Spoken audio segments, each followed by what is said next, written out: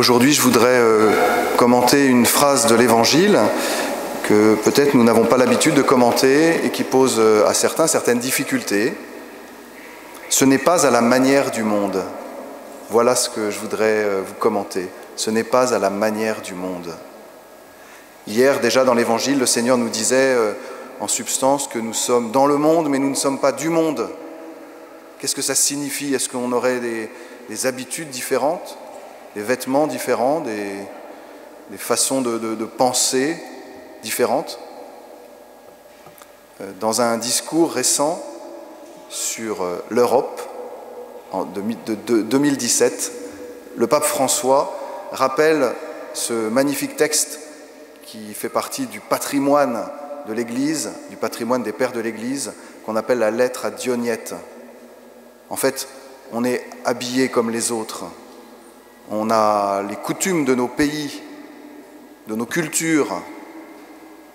Nous avons des maisons, nous habitons dans des villes, mais nous n'avons pas ici-bas de demeure permanente. Nous faisons tout cela, mais peut-être d'une autre manière. Ce n'est pas à la manière du monde. Par exemple, la liberté.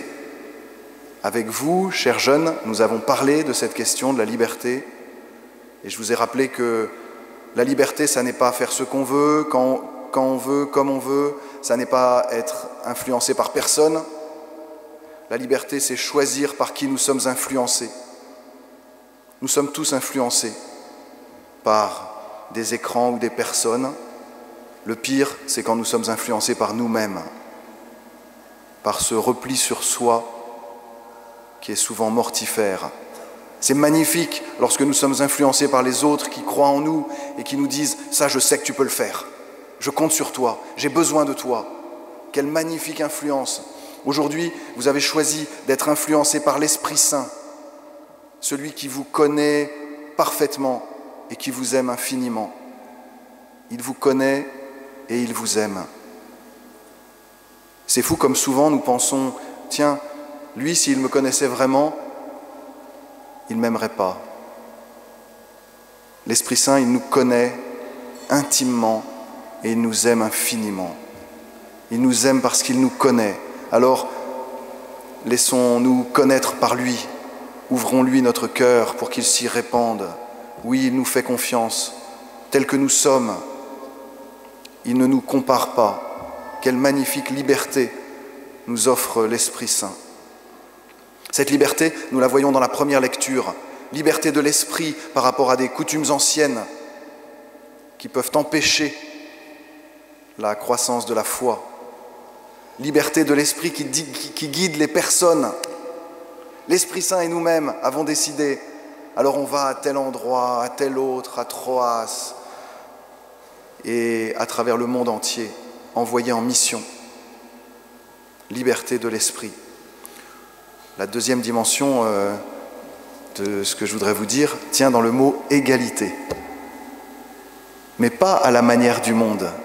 Vous savez, on est appelé à une égalité nouvelle, qui d'ailleurs est illustrée dans la deuxième lecture. J'y reviendrai. Souvent, l'égalité est comprise comme je m'abaisse au même niveau que tout le monde. L'égalité du plus petit dénominateur commun. Alors, on essaye de faire en sorte que tout le monde soit égal, c'est-à-dire que tout le monde soit capable de faire le minimum. On abaisse le niveau au plus bas possible pour qu'on soit tous capables de faire la même chose. Le Seigneur nous invite à une égalité bien plus grande.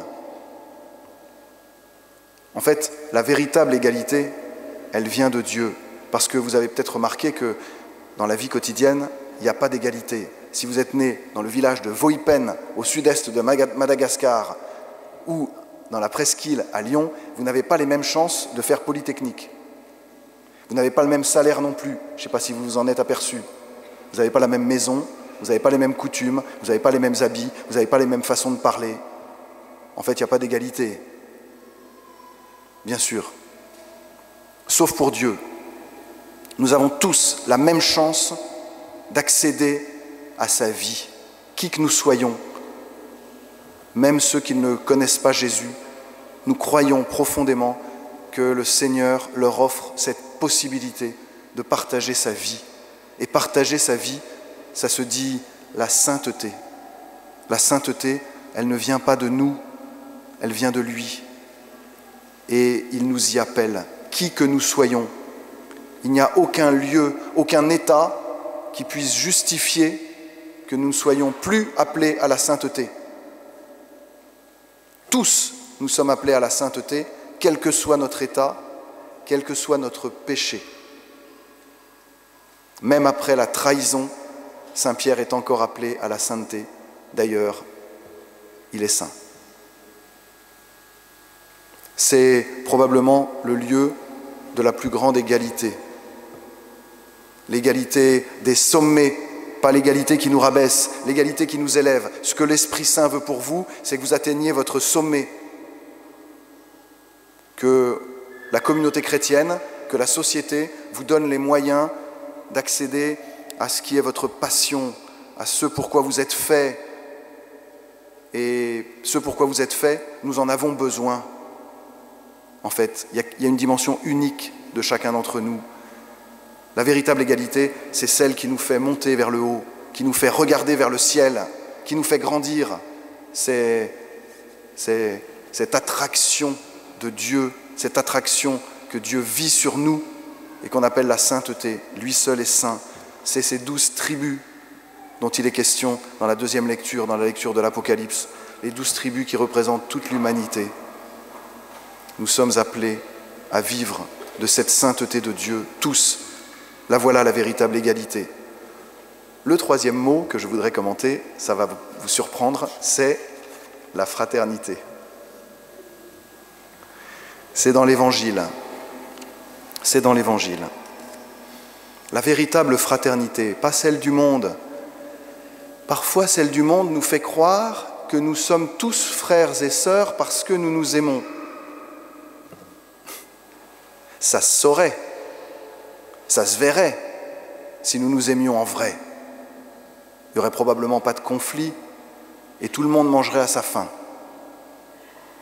La vérité, c'est que nous ne savons pas nous aimer. Alors pourquoi nous sommes frères et sœurs? Vous le savez, parce que nous sommes tous les enfants du même Père. Ce mot qui revient dans l'Évangile, le Père qui nous aime. Le Père qui nous attend, le Père qui nous connaît, le Père qui est le garant de notre unité profondément. Cette fraternité, elle trouve son origine dans la figure du Père. Alors, pour vivre profondément cette fraternité, eh bien, tournons-nous vers lui, recevons de lui cette belle paternité. J'ajouterais cette belle maternité, cette maternité des entrailles dont parlait vendredi soir Monseigneur Najib, archevêque de Mossoul à la cathédrale. Dieu est mère. Dieu est mère comme une mère bouleversée par les douleurs et les souffrances de son enfant. Autour de la figure de Dieu, nous vivons une nouvelle fraternité. Et à cause de cette nouvelle fraternité, parce que nous sommes les enfants du même Père, nous avons le devoir de nous aimer. Mais nous ne pouvons pas nous aimer sans lui, sans puiser à la source de tout amour, sans puiser en lui la force d'aimer. Alors demandons au Seigneur de nous donner cette force qui nous est transmise par l'Esprit Saint. La force de vivre cette belle devise républicaine, mais pas à la manière du monde, à la manière de l'Évangile. Alors, cette paix que le Seigneur nous promet, cette véritable paix qui vient de lui et pas de nous, elle nous sera donnée par l'Esprit Saint qui habite en nous, par l'Esprit Saint qui fait en nous sa demeure avec le Père et le Fils. Implorons-le, demandons-lui de vivre en nous la véritable liberté des enfants de Dieu, la véritable égalité qu'est la sainteté, la véritable fraternité qu'est la communion des saints. Amen.